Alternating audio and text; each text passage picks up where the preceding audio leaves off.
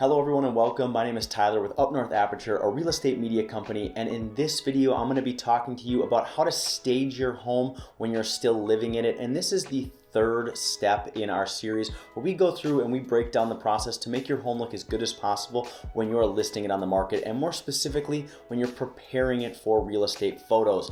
Like I said, this is not a video about staging an empty home. This is for the people that are living there, that have the clutter, that have all the stuff in it. And if you want to check out my other two videos, go to the link in the description below. It'll kind of walk you through our steps up to this point. So with that, thanks for being here. Let's dive right in. So up to this point, you've cleaned your home and maybe you've decluttered and depersonalized a bit, but you're not really sure what you can do to make your home look even better. How can you make it look like somebody else really might want to move in and create a space that they have memories around? So a couple things come to mind. The very first one is less is almost always more. Get rid of a lot of stuff. Again, you want a home or a space to feel like the space it's supposed to be. Number two, neutral tones are generally better. Don't have a lot of loud stuff going on. Save a few exceptions of one accent piece that stands out is good.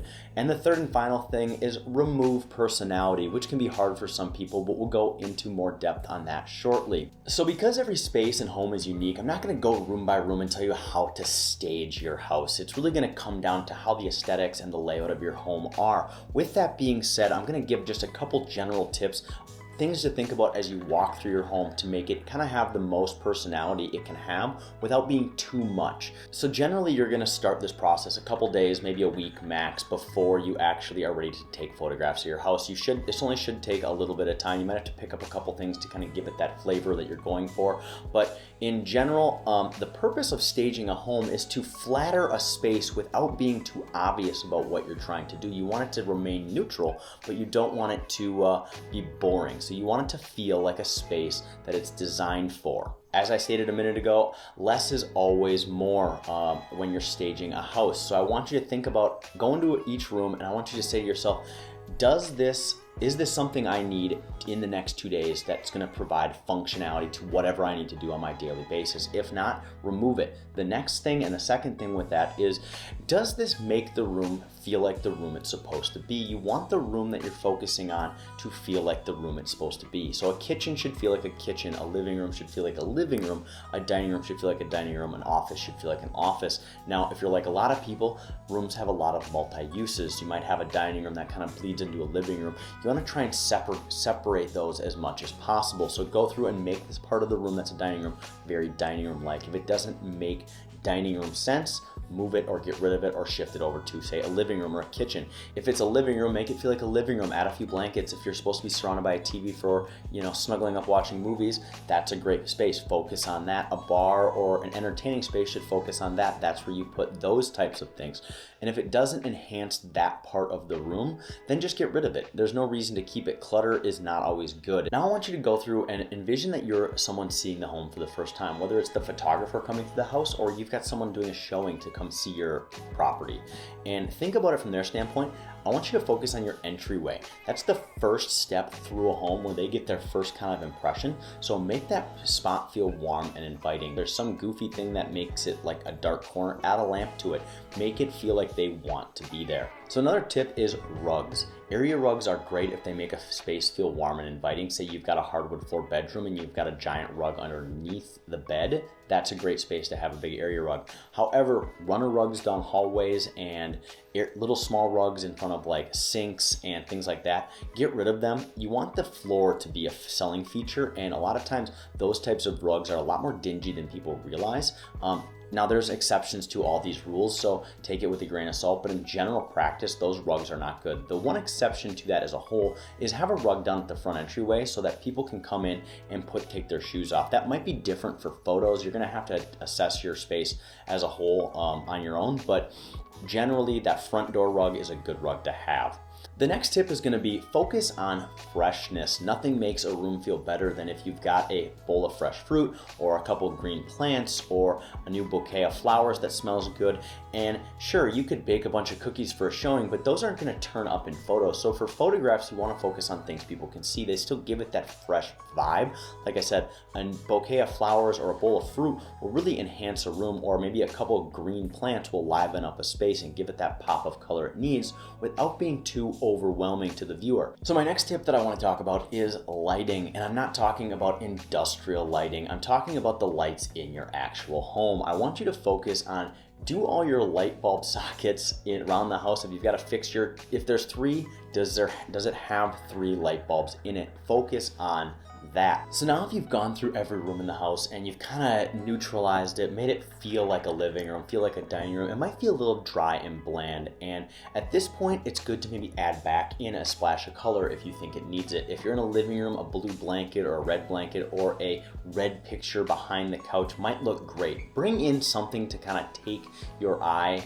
focus and make that the subject of the room, but don't overdo it. Only 1 or 2 splashes of color in a room, even something as simple as a plant, a green plant in a kind of a neutral colored room, can be enough to really make the space feel like it's supposed to feel.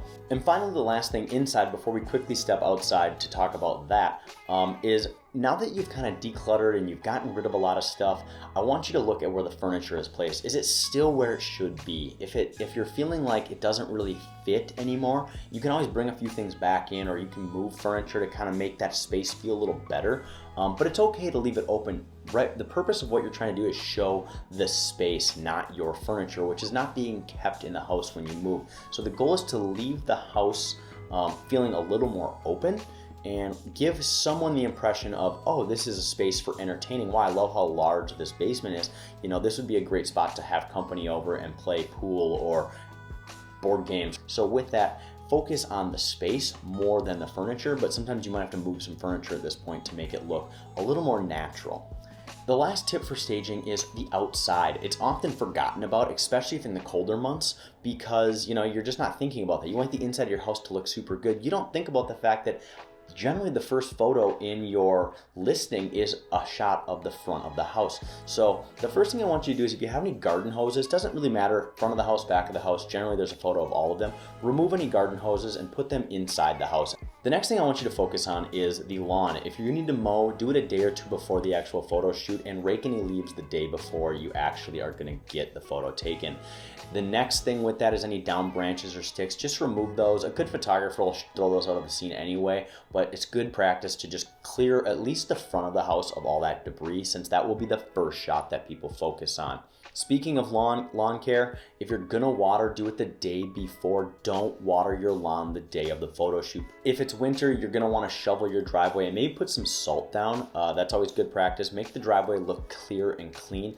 You want it to look inviting, easy to get to the front door. So big patches of ice, if you can get them up, is good to get rid of. And the last thing here is, if you have a spa or pool, make sure it's looking good. That sometimes takes a few days to prep, so make sure you get the chemicals in, or the salt and everything, the pH balanced, all that kind of stuff prior to the day of the photo shoot. And sometimes that can take up to a week to do properly, and then put the cover back over it until the day of the photo shoot. So that's it for staging. And remember, you want the home to feel warm and inviting, but also give each space purpose. That's again gonna be your biggest tip from me.